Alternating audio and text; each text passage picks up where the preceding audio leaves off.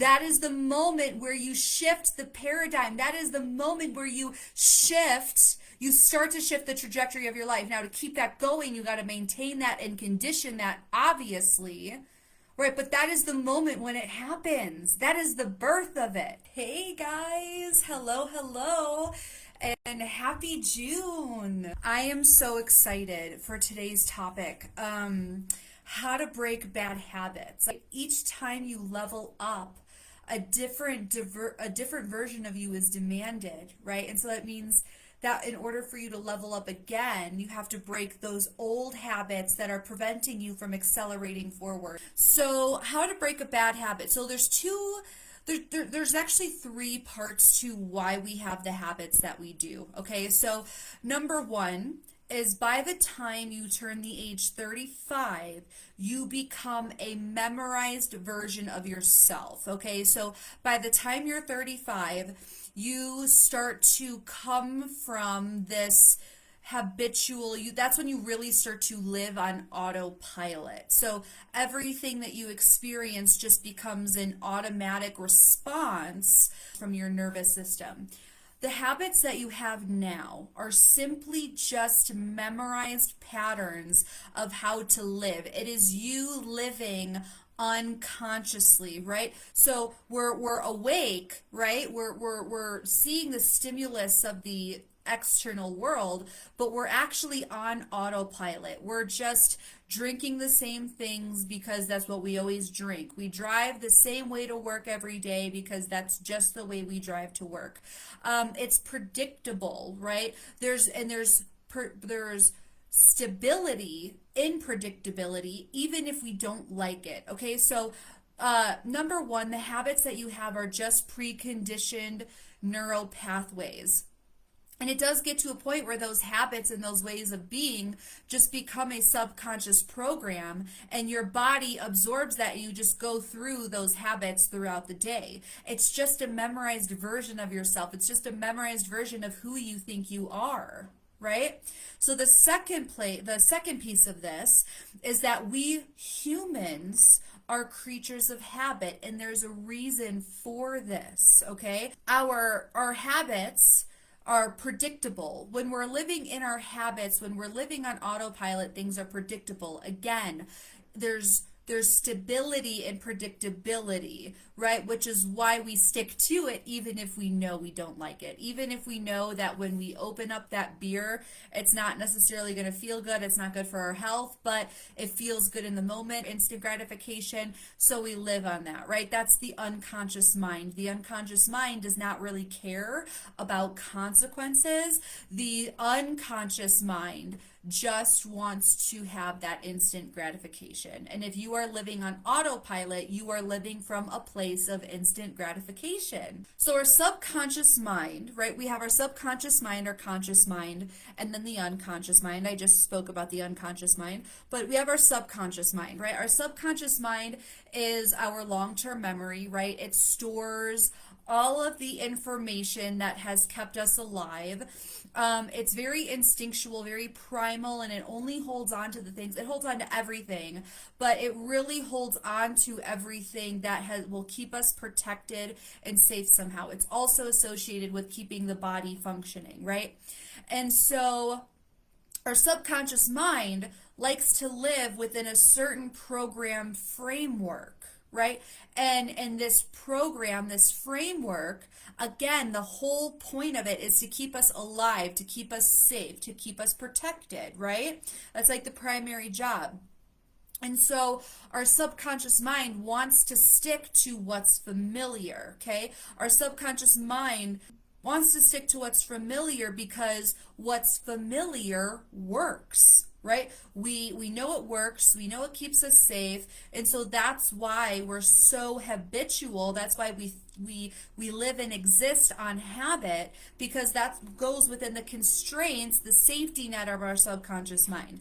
Now, the third piece of this, okay, is we humans have 6 human needs, okay? And these are different based on which people you talk to. I'm going to go with, I think it's Tony Robbins' version of what the 6 human needs are. But our habits, the habits that we have, fill our 6 human needs, which the first one is certainty.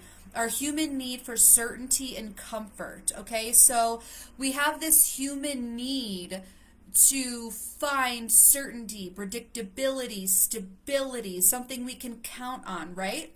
And then counterintuitive to that, or contradictory to that, we also have a human need for uncertainty, for variety, for surprises, for that's like when you say, I'm going to go on a road trip, but I don't know where I'm going. I'm just going for the fun of it, right? We like that surprise, the excitement, the anticipation of lack of variety, or I'm sorry, lack of certainty, right?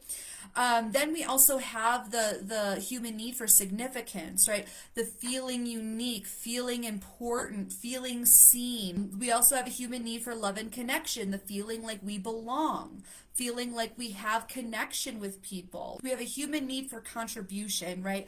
To give, to be a part of something that is bigger than ourselves.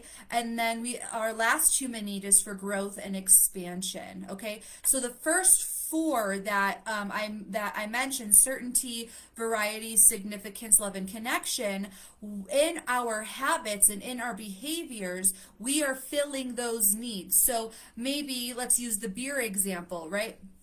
So if the beer provides you the fulfillment of your human need for certainty, because you know that when you get home from work and you pop open that beer, you're going to feel relaxed. Well, that's why you're conditioned to always do that. Again, your subconscious mind wants to live in what's familiar. Okay? Your subconscious mind wants to stick to what works. Okay? So, and maybe your beer also fulfills a need for your human need for love and connection, because you know that when you go out with your buddies and you go pop open that beer, you're going to feel like you're a part of something. Like you'll have that love and connection. Your boys you'll all have a great time. Okay, so this is kind of like the foundation of habits, right? By the time you're 35, you become a memorized version of yourself. Okay, that's where like real autopilot begins. We are humans, are creatures of habit, and that is because of the subconscious mind. And then with our habits, we are filling those 6 human needs. So in order to change your bad habits, you have to stop, number 1, stop living on autopilot and live consciously. So like specifically choose to drive a different way to work. Right? Specifically choose to shop at a different grocery store. Specifically choose to change up or create a new habit or routine. So I wrote this quote, wrote down, because guys, whenever I do this, I always channel through, I connect and I channel through what needs to be shared for the collective. And I wrote, if you are uncomfortable, that is a good sign that you are stepping out of your subconscious mind.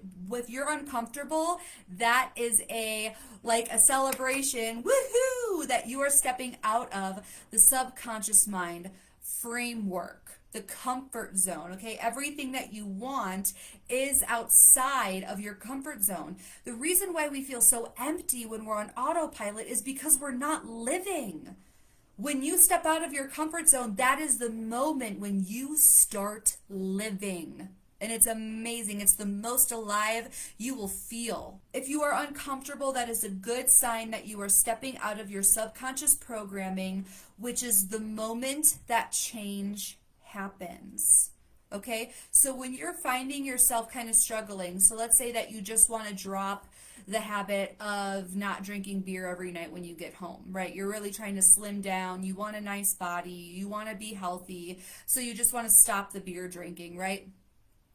You have to exercise a sheer amount of will that is stronger than the program, the subconscious program, to say that beer will give me certainty, love, and connection. And the subconscious mind is like, wait, whoa, red flag, something's different, something's different. And if you just look at it as that, that it's just the subconscious mind being like, whoa, wait a second, this is new. That is the moment that change is happening, and that is the moment when you really start to live. Okay? So I have 5 ideas, right? 5 steps, if you want to say that, to make and break these old bad habits, right? Knowing now that it's just a memorized version of yourself, that your subconscious mind wants you to work within the comfort programs of that, and that you're filling one of your 6 or multiple of your 6 human needs, okay? So number 1, you got to get comfortable with being uncomfortable, okay? If you are uncomfortable, something feels like a risk, something feels like, wow, what is going on? Right? That is your sign. Like, sometimes it's not pleasant either. Sometimes it's actually scary and fearful, and you're like, I really just want to go for that beer right now. If I went for that beer right now, it would be great. I would be fine. I wouldn't have all these thoughts, and it'd be like, and then you talk yourself into it, right? But you have to get comfortable with getting uncomfortable, because in that moment when you decide that you're no longer going to be that person that you used to be, that is the moment when you open up the door for your new reality.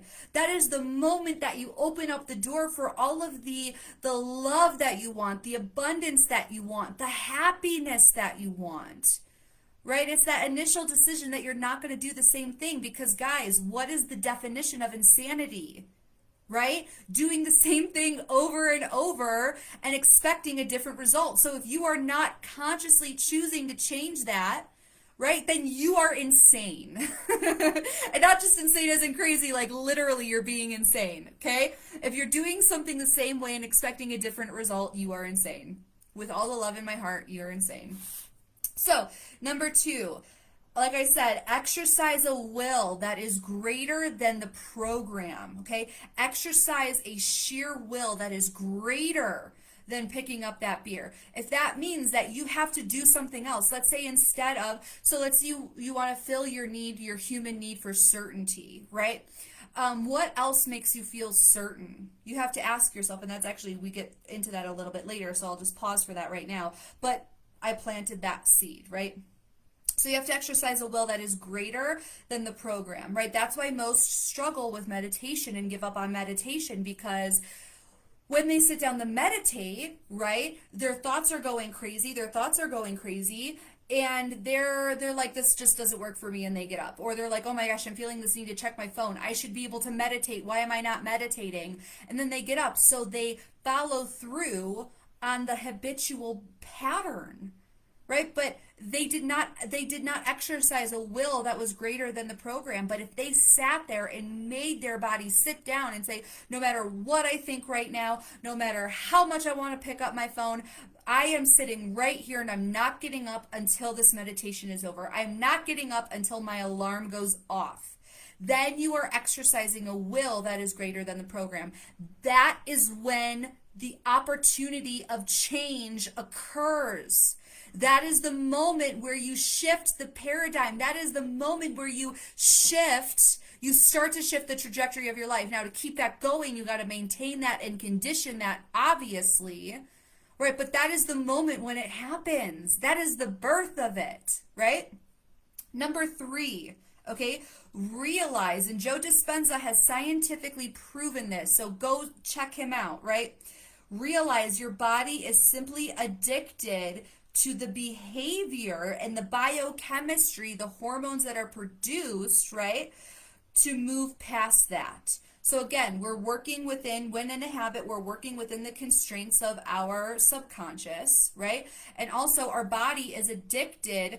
Yes, our body could be addicted to that beer, obviously, but our body is also addicted to like the, after you have that first sip. Right? Your body's addicted to the self-loathing that happens after you sit on the couch when you know you probably should have been exercising. Right? It's simply just a pattern. It's just a pattern. That's all it is. It is breakable.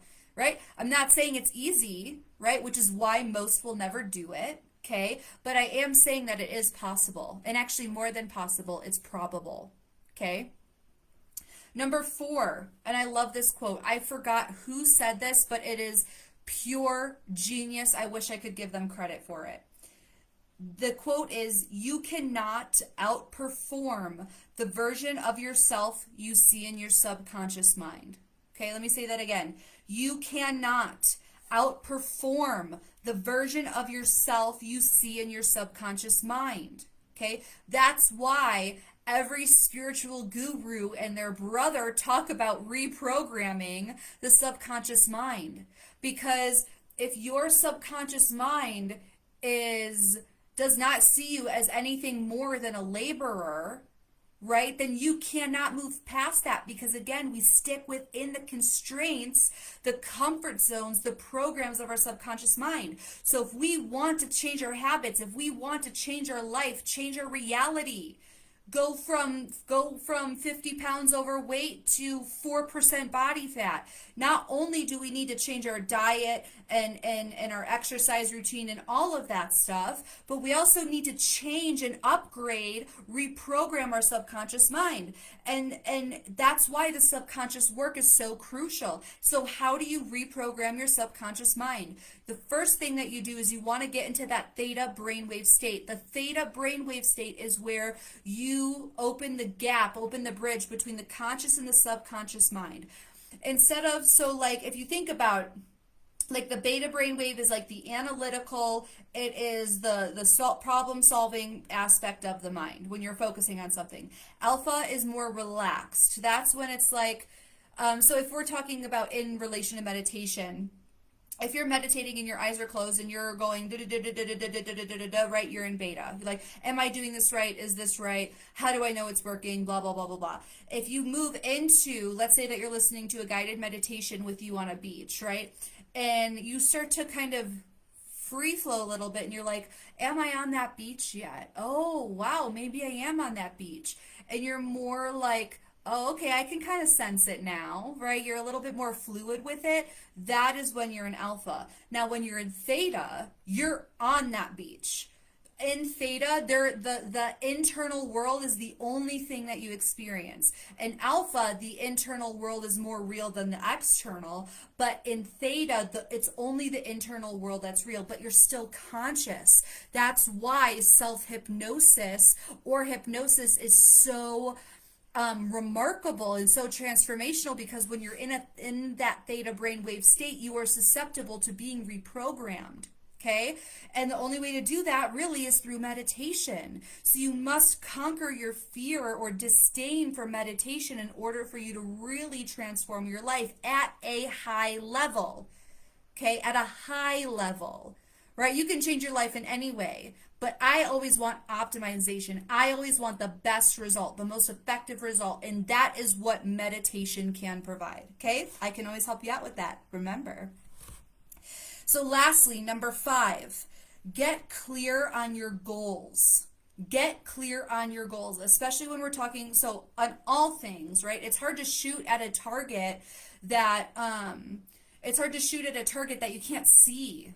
Okay, you have to have a clear goal. What is the bad habit I want to break? Get clear. What is the habit you want to break? Why? Why do you want to break it? If you do break it, what would it mean for your life? What room are you making in your life to come in by breaking this habit? Right?